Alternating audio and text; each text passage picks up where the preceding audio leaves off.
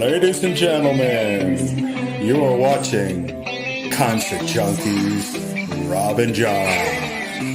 Oh, yeah. And we're live, guys. Hello, hello. Would you like to introduce yourselves? I'm Mindy from Dying Oath, as you all know. And I'm Alex from Deadly Apples. It's going to be a fun one today. I'm excited to chat with you. Thanks for having me. So everybody knows I'm Rob. I'll start it off as ladies first. You get to ask the first question. Okay, so I was chatting with you backstage, and we were talking about the new single that you guys just released. So what inspired your latest single, Sacrifice? It was actually the first song that was written for the new album, Distress. In terms of the music, it was my bandmate Antoine who wrote the music, and I just really connected with the music he wrote. And on my end, I was going through a very difficult time in my life where I felt like I was just losing everything I had built up to that point, and that kind of inspired the lyrics to Sacrifice. And I feel like a lot of, at least from the feedback we've been getting, a lot of people can relate to the lyrics in that song with whatever they're going through. And that's pretty much how that song came about. So it was the first one for the album. Awesome. I really dig it. I actually work for a radio station as well. And we play, I think the most popular one on our station lately has been Volatile. Oh, awesome. So Thank you. people in Virginia love you guys as well, just to let you know. That's another good one. We hope to be back in Virginia soon. We had some good shows there. I think the first time we played in Virginia was with Rob Zombie and Marilyn Manson on the Twins of Evil tour a couple of years ago. So hopefully we'll be back soon. Yeah, for sure. I'll keep an eye on it. So hopefully I can come out and catch it. So how was it working with Monkey from Korn? I know you had him on the feature. Monkey's a great guy. I've known him since I was a teenager. I used to just sneak backstage at shows when I was a kid, and I kept running into him. So I guess he recognized me from one show to another. And eventually, as I got older, started talking to him about my different projects, and eventually we did some shows with them. We played some of the same festivals, and I remember he was standing on the side of the stage, and he was very supportive. So eventually I asked him if he wanted to collaborate to play guitar parts on one or two songs. So he ended up doing it on the song Further, and also another song called Help. And yeah, he's amazing. Can't say enough good words about him. And they took us out on some tours as well. They actually took us to Japan, which was an amazing experience, opening for Korn in Japan. That was a very unique tour. Also in Europe. So yeah, we're very, anything that we do with, Korn is always an amazing experience. That's awesome.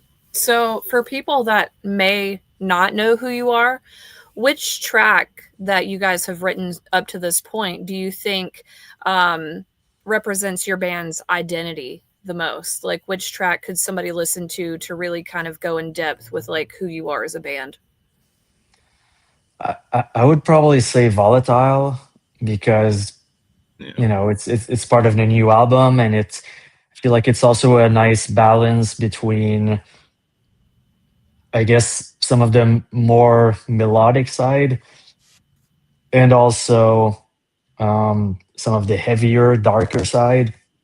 So I kind of feel like that song really represents the band well. So that would be my pick. I would have to agree with you on that.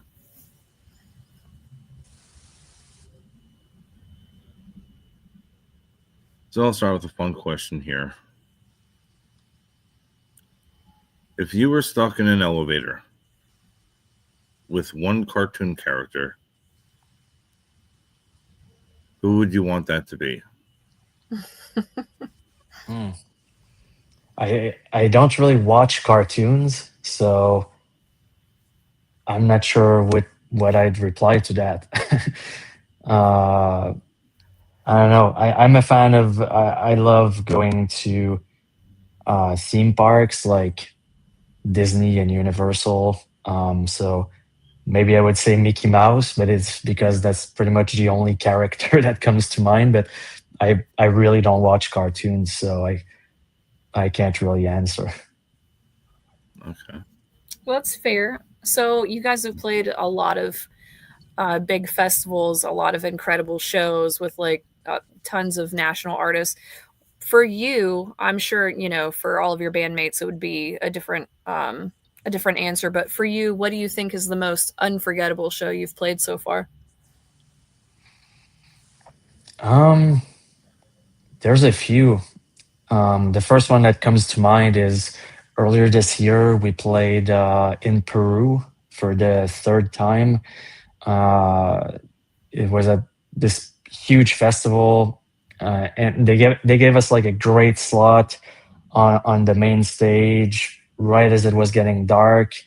1 hour slot, and we were playing right before Anthrax, Manson, and Avenged Sevenfold, and the crowd was just insane. Like it was packed. People knew the lyrics to the songs, and yeah, the crowd. Well, usually in South America, like the crowds are very very intense and they're really into it.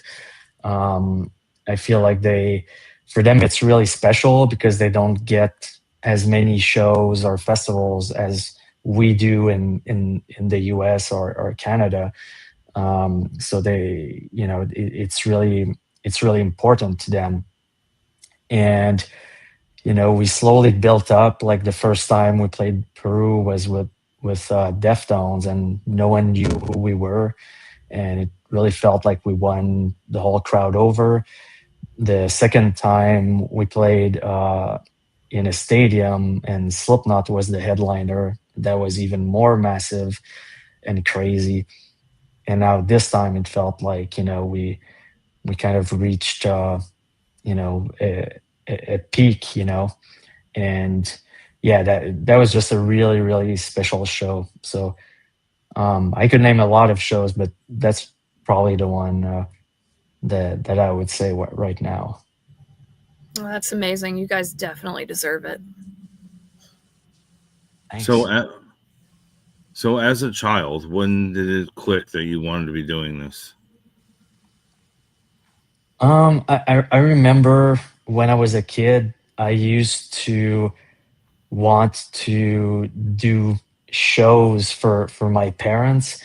So they would sit in the living room, and uh, the the dining room was like a few steps higher. So in my mind, it was like a stage because I was higher, and I would just dress up and do performances of whatever came to mind, I guess, as a kid. So in a sense, that's probably the origin for that.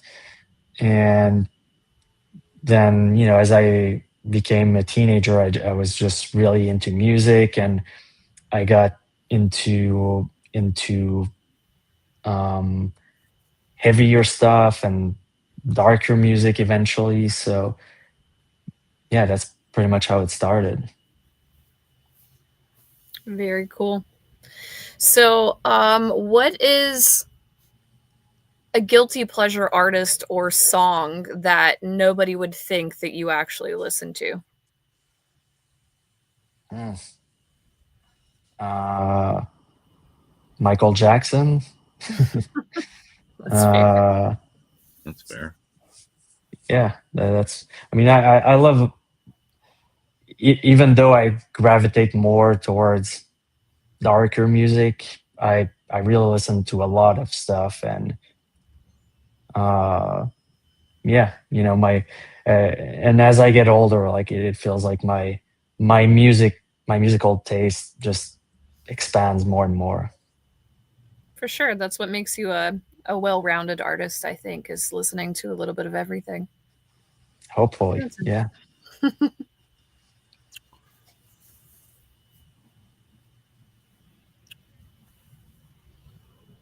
So I ask this question every time. If you could literally pick your own festival, 3-day festival, who are you taking with you? I was actually a festival promoter for many years, so I got to actually do it in real life, and I got to book a lot of the bands that I grew up listening to, um, both in you know more on the metal side and also more on the punk rock side. So I booked everyone from Motley Crue to Korn, Deftones, Blink 182, Rammstein. So yeah, I guess I was fortunate enough to be able to actually do it in real life. So yeah. right on. That's a good answer. And, So, before you guys go out on stage, do you have any like superstitions or pre-show rituals or anything that you do for luck before you start your shows? I wouldn't say superstitions, but obviously get ready for a show, get dressed up, stretch. Usually try to run a little bit just to get my adrenaline pumping. So when I get up on stage, I'm already kind of in adrenaline mode, and yeah, I really feel like Deadly Apples, the best way to experience the band is live, because our shows are very intense, very unpredictable.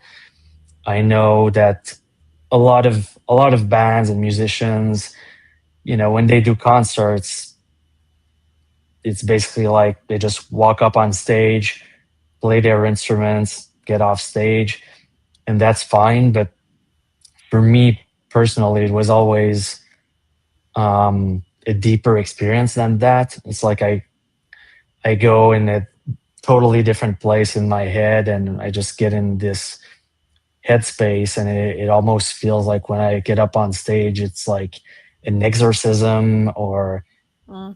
therapy, even if that might sound cliche.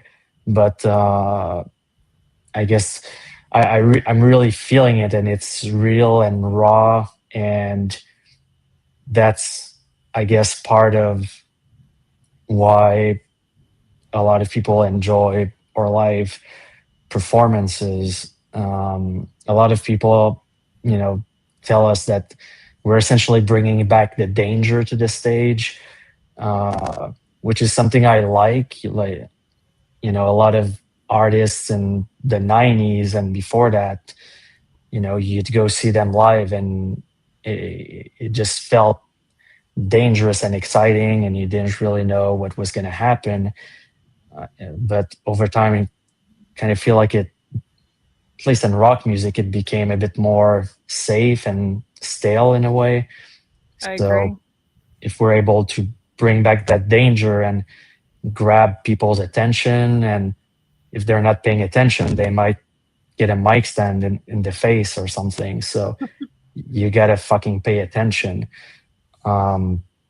So anyways,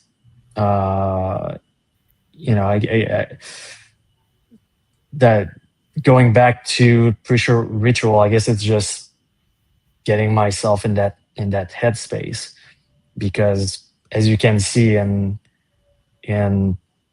everyday life, I'm fairly calm and quiet, but when I get up on stage, it's just like this whole other side that comes out. It's like an alter ego. Yeah. Definitely. Perhaps. That's cool. All right, so I've been seeing this question everywhere. When you go to a gas station on tour, or just even now, what are your snacks? Snacks.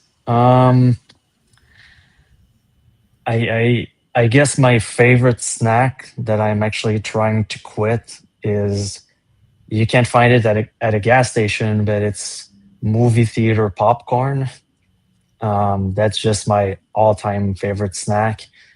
But since I have to stay in good shape and reduce the junk food and work out to be able to give the level of performance that I want to give, I unfortunately had to cut down on the popcorn. So, but yeah, that's definitely my favorite.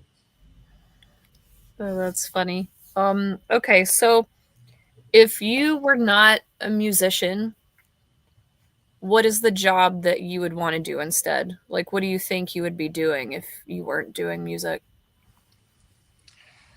Um, I mean, aside from the band and my music projects, one of my other passions is mountain biking.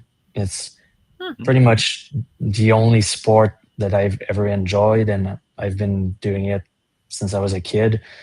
So I actually started a mountain bike and fat bike center here in my hometown, uh, in Montebello, Quebec, and I'm I'm already doing that as well as the music, and I'm it's a nice contrast, just being in the forest on your own in the quiet, um, but also there's a bit of adrenaline involved with mountain biking, especially on more of the downhill trails. So yeah, it's kind of I really kind of have a double life in a sense, like one day I'll be on a stage in South America or Europe or somewhere in front of a huge crowd, and then a few days later I'm just totally alone in the forest mountain biking. So I guess it keeps a balance. That's definitely a huge contrast, and I don't think that people really understand what it's like when you go on tour and you're seeing all these people and all these faces, and then you come back to normal life where it's quiet. It's definitely something that your brain has to readjust to, I think, personally. Yeah, for sure. It's kind of an overwhelming lifestyle in a sense when you're touring. Um, so yeah, going from there to essentially being alone at home.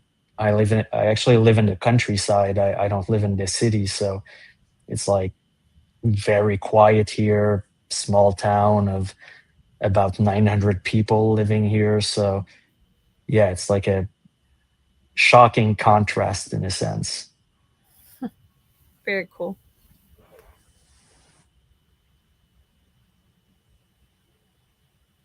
I could be wrong, but would you ever want to do a tour of France A On your tour bike. of on your bike? Oh, you mean the Tour de France? Yeah, I would probably Oh. butchered that, but yeah.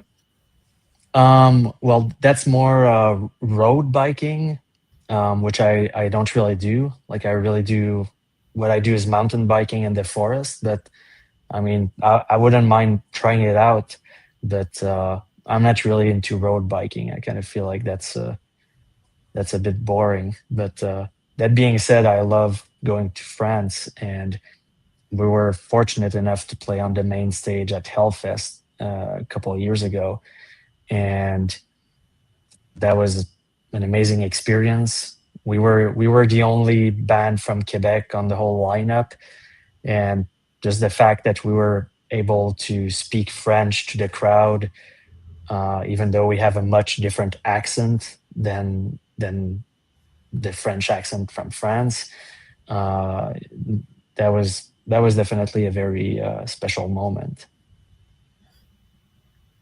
Okay, but Fair. I'm sorry. Speaking of that, like, I know the translation is different, but would you still be able to understand each other? Yeah, the best comparison I can give is the American accent versus the British accent. Okay. So the the the French that we speak here in Quebec is, I guess, the equivalent of the American accent, you know, for the British. So Oh, It's okay. probably similar, but I would say like a lot of the slang maybe is different. yeah, for sure. Okay, so what is the most meaningful like gift that you've ever been given by a fan, or it doesn't even have to be a gift, maybe a conversation that you've had with a fan, or something that sticks out to you that was super meaningful to you. Um, I'm trying to think. I mean, we did have quite a few gifts. I mean, some of them I can't mention publicly, uh, I understand that. Yeah. but I would say in general, like whenever someone comes up to us in person at a show or messages us online just to say how they connected with a song or with a couple songs, and how the lyrics, have meaning to them and that sort of thing. Like the I would assume it's the same for a lot of musicians, but hearing that sort of uh, very personal feedback is, it makes all the efforts worth it, basically. I definitely agree with you. I think it's all meaningful as long as people are connecting. Well, For sure. since I both have you here, how do you handle like bad feedback, like, or trolls, or those people that are? I mean, I know you probably don't take it personally, but like, how do you shake it off? I would say that it's pretty rare, and if someone doesn't like the music, kind of like, who gives a fuck? Like, everyone has different musical tastes, so I don't really take that personally. I would say that, and I'm sure it's the same for a lot of bands, like the few times that people talk shit, it's usually people from here, you know, because I guess there's a lot of hometown jealousy kind of thing, which a lot of bands experience. But um, so, I guess there's a saying in French. I'm not sure how we say it in English, but where you're never the master in your own home, or like usually, you have to find success elsewhere sometimes. And I kind of feel like that's often true, or it's been true for us many times, um, because we actually haven't played that much uh, in Canada. Like, we've played way more in the US and elsewhere in the world. So, but it's just noise. It's not really important. Yeah, I think coming into just being a musician in general, you're kind of taught to have thick skin regardless because, it is art is all subjective. And as many people don't like you, there's triple that amount of people who do. So I feel like Alex was saying it's just kind of one of those things where, like, it's going to happen, but when it does, you're not really caring as much about that as you are with the positive interactions that you've gotten because that will always outweigh all of the bad that you have to go through when it comes to being a musician in general. So it's like you said, it's just noise. It doesn't change your music. It doesn't change how you connect with people. It doesn't change who you are as a person. So it's not important, I don't think. I agree. So I know that you've met like a ton of your musical heroes at this point. If you could swap with any band, just for a day, just to kind of experience things through their eyes, which band or artist would you choose? Um, I mean, I don't know if swapping would be the right word, but like I'm a big fan of Trent Reznor's work. So Nine Inch Nails has always been one of my favorite bands. So I guess if we could collaborate with them, that would be amazing. I don't think it'll ever happen, but just If you manifest it, it might. Well, I mean, also perhaps, you know. you probably didn't think that half the things that you've done up until this point would happen. You know, as musicians, we never do. We hope for it, but we never think it's actually going to happen. So one day you could actually do that. I mean, you've made it past probably your wildest dreams and a lot of other people's wildest dreams. So I think that you could definitely make that happen. I believe in you. And who Yeah, and knows? He might be watching this from the outside. maybe. Well, I got to um we got to collaborate with Danny Lohner, who was a crucial member of Nine Inch Nails, and he did work with so many great acts, and he's currently um, the live bass player for Till Lindemann of Rammstein. Yeah. So he played the guitars and bass on the entire new Deadly Apples album. So he's the one playing on Volatile and Sacrifice, and the the songs we've released so far from the album. So just getting to collaborate with him and basically taking my bandmates' guitar parts and actually performing them and bringing them to life with his own touch. Um, that was really great, and he's a great guy, very funny. Uh, and we also got Richard Patrick of Filter, who also used to be in Nine Inch Nails. He did some guest vocals on Sacrifice and on Volatile. So, we got to collaborate, I guess, so far with um, former members of Nine Inch Nails. See, you're not that far from it. Just keep going. You'll get there. Perhaps. They are actually playing. I know by me in February, but they might be heading your way. So I would check and sneak backstage. Wink, wink, nudge, nudge. Yeah, I think they're playing Montreal in February. I was actually at their show in Berlin last summer, and I actually, when we played Hellfest in France, they were playing like maybe 2 days later or something. So I actually stayed to catch their set at Hellfest when we played there. So yeah, it's always nice to get to see them live. For sure. I think they get better every time I see them. It's just one of those bands that they get better with age.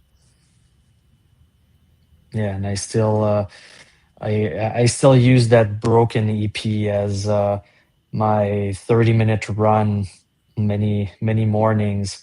So it still hits after all those years. It's definitely a timeless classic. Yeah. For sure.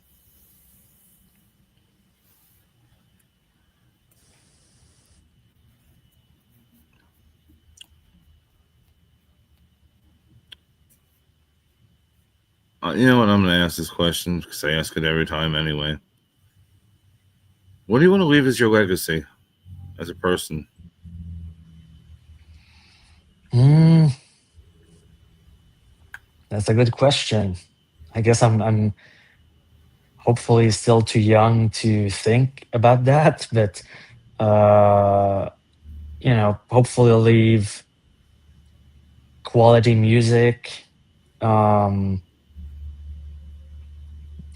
great music videos, great footage documenting the intense shows that we did, and just hopefully quality in everything that I do, whether it's obviously music or um, the mountain bike center that I'm building here. Um, yeah, just yeah, I guess that's what comes to mind. What kind of center are you building? I mean, I know mountain bike center, but like, you want to elaborate on what you're doing, or Actually, we're building mountain bike trails. I'm not personally building them, but I'm basically overseeing it.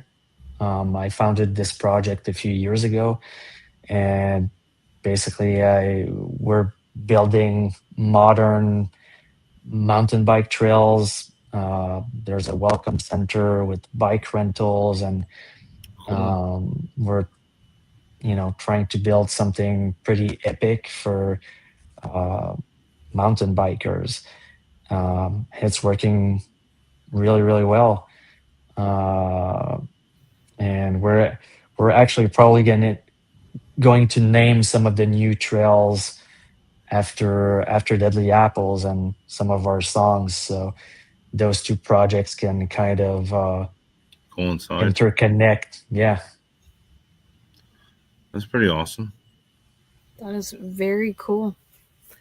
So I'm not sure how long you've been a musician. I know that you said you've pretty much been performing your entire life, but what do you think is the biggest sacrifice that you've had to make as far as being a musician and having to tour all the time? Actually, I wish we would tour more. If it was up to me, we'd be on tour every single day of the year, but that's not how it always works out. Um, the biggest sacrifice, it's the music industry is very, very difficult. Like even for some established bands that have been around forever, like with the increased touring costs and just everything going up, like it just feels harder and harder. And also it's so much easier for anyone in their basement to just do an album and put it online. So there's more options than there's ever been in history for Yeah. music fans. And we're also living in a time where we're being bombarded all the time, not only by music but just by entertainment in general and news and just a million different things. So it really feels like everyone's attention spans, and especially the younger generation, it just feels like it's shorter and shorter. So all those factors combined just make it really difficult for bands and artists. So if you're doing it, you're really doing it because you're passionate about it and you believe in it. And I guess that's the sacrifice, Yeah. in the sense that sometimes you do tours and you don't make anything at the end of it because of all the expenses. Um, but you know, yeah, I guess it's sacrificing doing a more regular lifestyle that would probably be more stable and more lucrative uh, versus spending that time on something that you're really passionate about. I don't know if how I'm probably not explaining it well, but hopefully No, I think you get what you I'm hit the nail saying. on the head. Yeah, I think you definitely explained that perfectly. Yeah, definitely.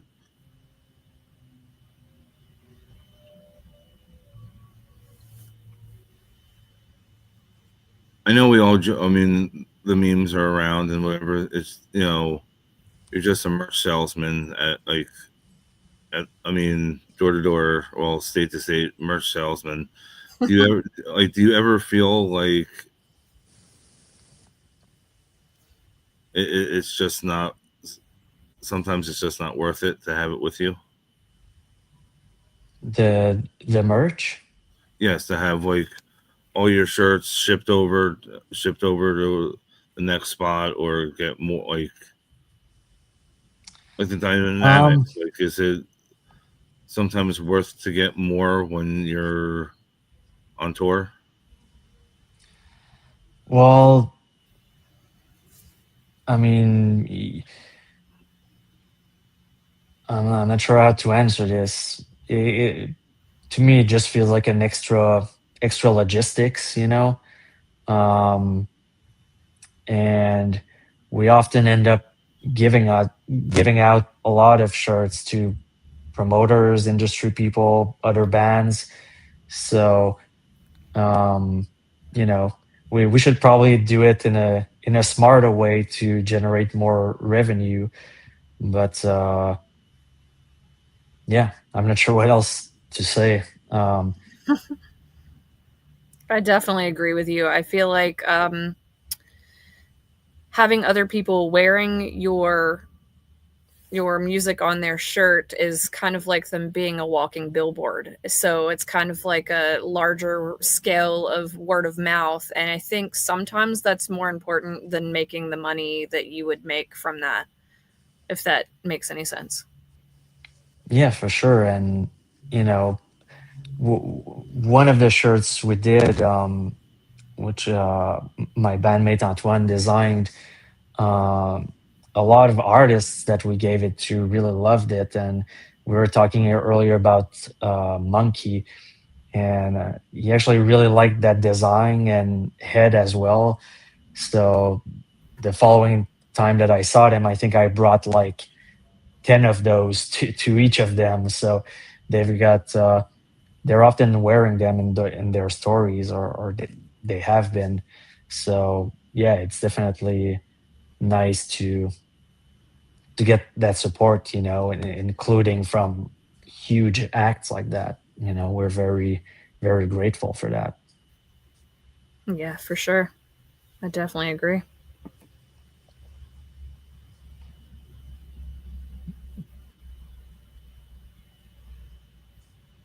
So since the year is almost over, what do you have planned? Anything, or you're just gonna reamp for next year? Um, we're we're currently working on filming three new music videos. So we're hoping to get one done by the end of the year and have it released early 2026. Um, and yeah, like we've had the whole Distress album like finished, mastered, and everything for quite a while.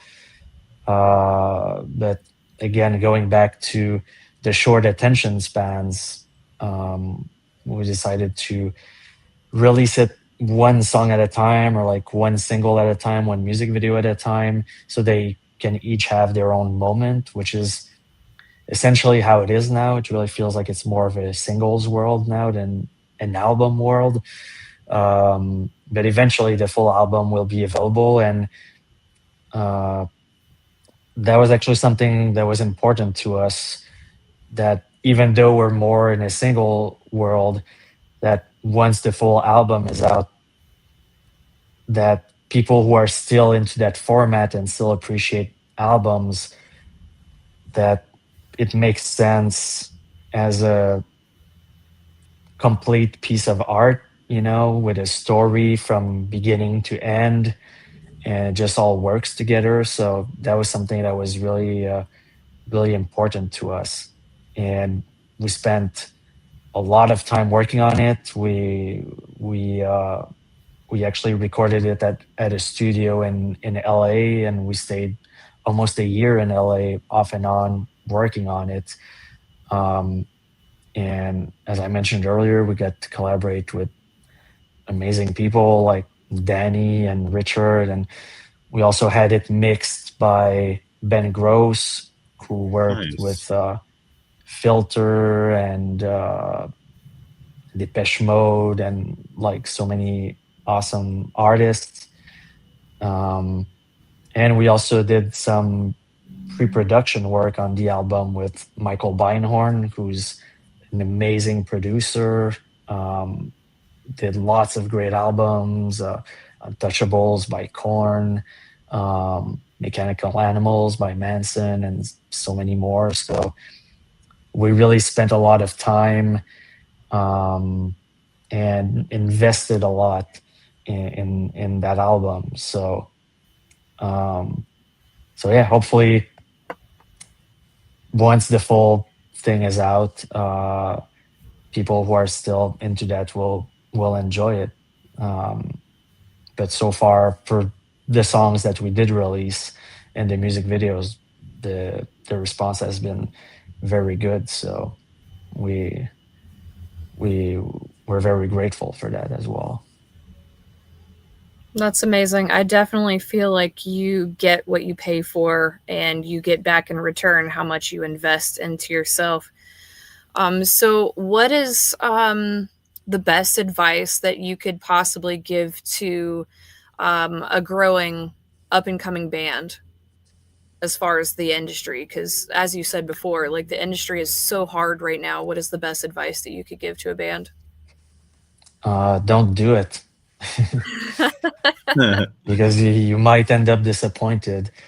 Um, I'm not sure what advice I could give. I honestly feel like even the top executives at big music industry companies, it kind of feels like no one knows what the hell they're doing anymore, in the sense that things are changing so fast and no one really knows how to break new bands.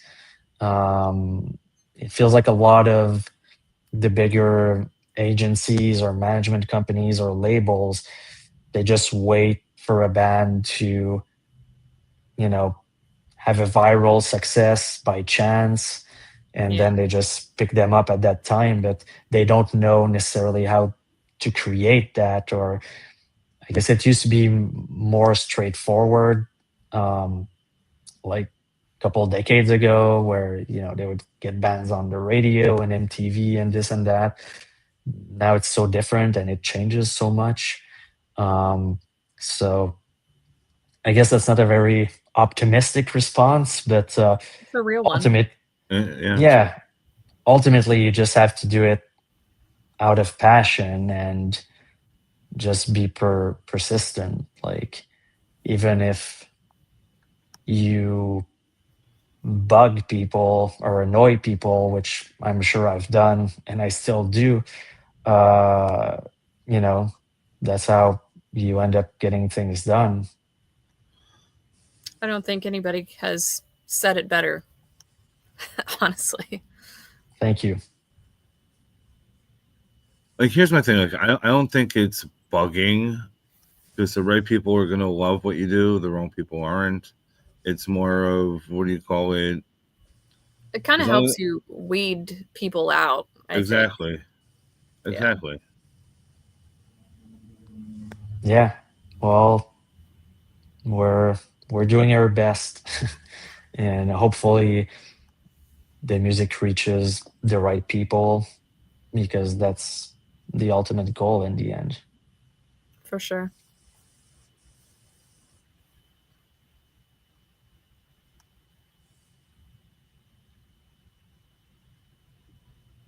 This goes for both of you. If you can go back to your first show ever and saw yourself now, how proud would you be? Oh You can gosh. start. Um, well, like I was saying earlier, I mean, I think that at this point in my career, I've done a lot of things that I never, ever in a million years thought I was going to do. So I would definitely, I'd have a lot to say to my past self. Number one, not to care so much about certain things, because when you're starting out, you care about what you look like. You care about all these things that are just so tedious and really don't matter, because at the end of the day, it's the show that you put on and the music that you're creating and how much you can translate to your demographic. So I think I would probably just tell myself not to care as much about those things and really just to care more about the music. But I'm definitely proud of myself and how far I've come, because like Alex said, it's the music business is very, very hard to make it in. And when I started out, I wanted fame and money and all those things, because I was 14 when I started, and I'm almost 40 now. So um, I cared more about things that now I realize that all I really wanted was to make music that people connect with and that helps people and makes people happy.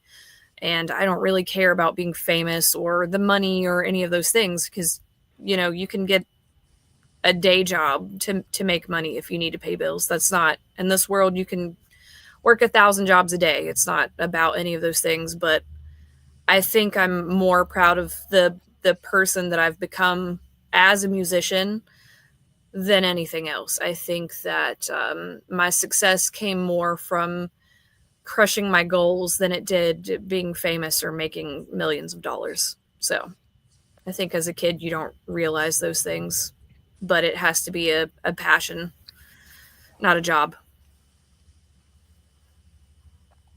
Yeah, for sure. Um, the first real show I've ever done was a Christmas talent show in high school, and we were doing actually just a cover of System of a Down.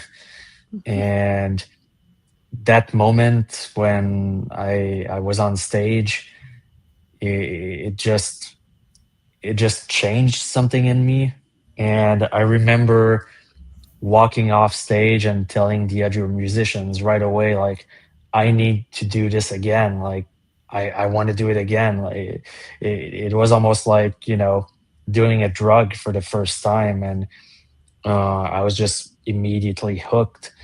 And if you would have told me back then, um, that I would get to perform, pretty much all over the world and open for acts that I was listening to at that point, and collaborate with some of them, like, I probably would have thought that it was even beyond my my wildest teenage dreams. Um, so yeah, it's a it, it's crazy just reminiscing all these memories of that first show. Um, that's really where it started for me. That's crazy, because that was my first show as well. It was a talent show for high school. Oh, there you go. But I think you're right, though. I think it's one of those things where like it just changes your entire concept of like what you want to do in life, regardless of how many people tell you you can't do it. It's something you constantly reach for and have to have, no matter the consequences.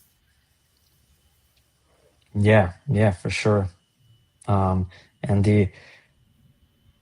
the irony also is that, um, when I was in high school, it was actually like a private school, like a Catholic school. So, we all had to, there was like we didn't have suits, but there was like a collection of clothes that, you had to pick from that collection. And even though I often had the best grades in my class, the fact that I was listening to Korn and Manson and all these heavy bands, like it was really against the school's views, and I remember getting in trouble just because I was listening to those bands, and they were basically telling me that it was the devil. Uh, Mhm. so it's I guess it's ironic that I ended up sticking to it and was It fortunate wasn't. enough to go on to do all these things despite their warnings back then. It's what you were meant for. And I don't think that there was anything in the world that was going to stop that. Okay. Yeah, for sure. I'm gonna say it for you. It wasn't a phase, Mom. It was never a phase. Never a phase. Well, I have to say that my parents were always very supportive of everything I wanted to do. So the only thing they asked is that they really did want me to go to university and get a bachelor's degree, so I would have something to fall back on. So I basically did it to make them happy, but never had to use it. And I've always been doing my God own bless on that one. projects. So yeah. That's amazing. So I have to Yeah. ask, what did you get a degree in? It was like arts and literature.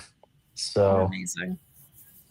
So kind of hated it, to be honest, but I just wanted to get it over with so I could focus on my projects. but it goes hand in hand though. The writing and the art and literature. So like I mean in a small aspect it could help. It definitely helped me write better, and um, I would miss a lot of classes just so I could work on my own projects, and then I'd show up like the day before the exam, uh, convince someone to let me copy their notes, and then I developed my writing skills so that at the exam I would be able to write something better than those who actually showed up for all the classes. So I guess it kind of developed my skills because I had to make it better since I was absent a lot. So yeah, I guess it did help me get better at writing, even though I hated it. That's fair. Most of the things that we hate is probably good for us at some point. Sometimes. Yeah. Sometimes. Sometimes. I'm not saying all the time. But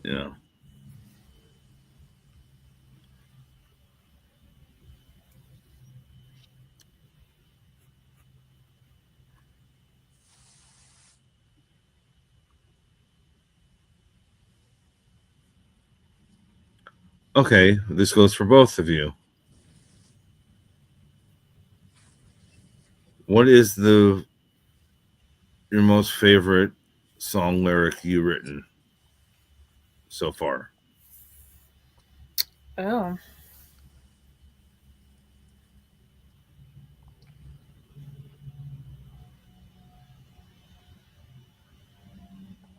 That's hard.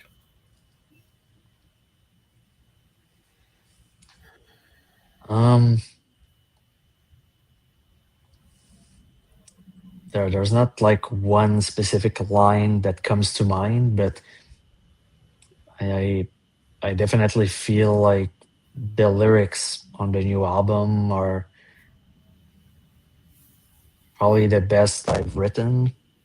Um, I feel like I get better at it over time, and a lot of it were written during the pandemic, and lots was happening at that point.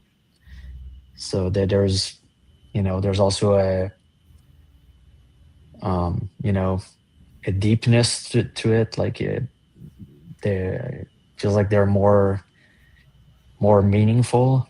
Um, so and also when we had Richard Patrick in the studio doing some vocals on Volatile and Sacrifice, he was basically singing my lyrics, and I remember he was telling me that he thought those lyrics were really great. So coming from him, who sold billions of albums and has written many albums over his career, that definitely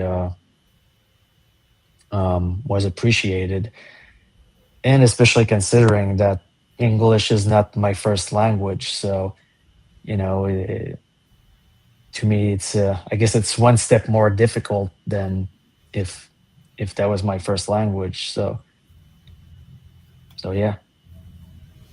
That's fair. I think for me, like, I've been in bands my entire life, but I think that my solo work probably recently, um, the song that I released earlier in the year, Frenemy, is probably has the best lyrics, but I think it's because a lot of the stuff that I write for Dying Oath for my band is not quite as personal. I mean, it's still personal because I wrote it, but it's not as in depth as my solo work. My solo work, I can kind of do whatever I want with it. I don't have other people that I'm collabing with. I don't have to, it's kind of no holds barred, and I can say what I want and feel what I want. And I think it's the most vulnerable work that I've done.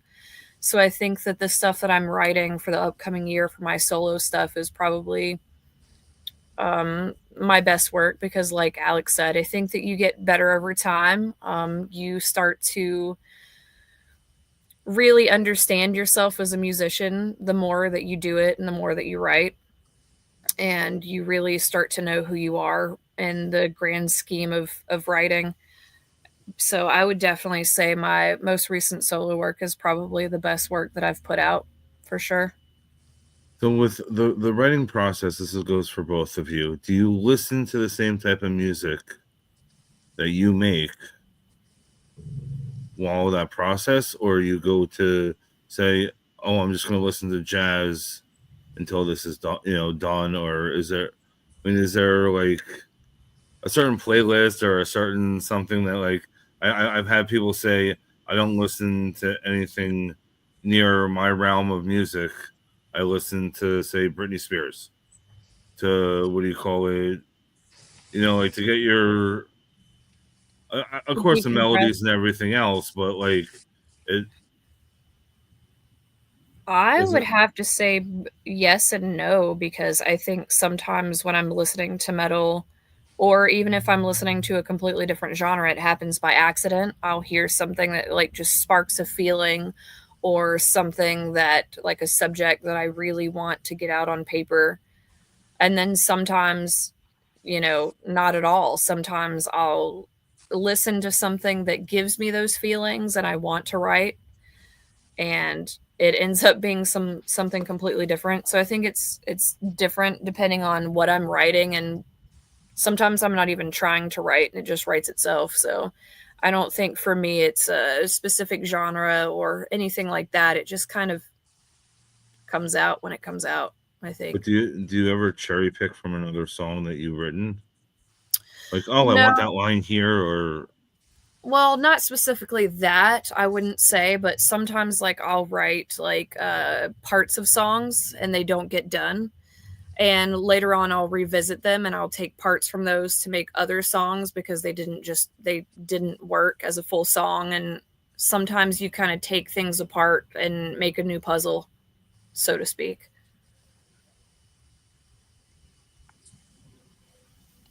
Um, I guess for me it's kind of the same, and I guess I listen to a diversity of music styles, and um my bandmate Antoine does the same on his end. So ultimately, I guess it's just a mix of those different influences, but with our own personality, and probably some influences that come out more than others on certain songs. Um, but that's essentially what comes out naturally, essentially. Yeah.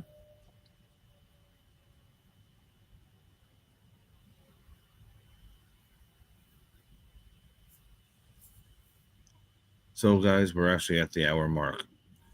So, at this time, I would like you both to promote what's going on with you guys and a message to your fans while you're both here.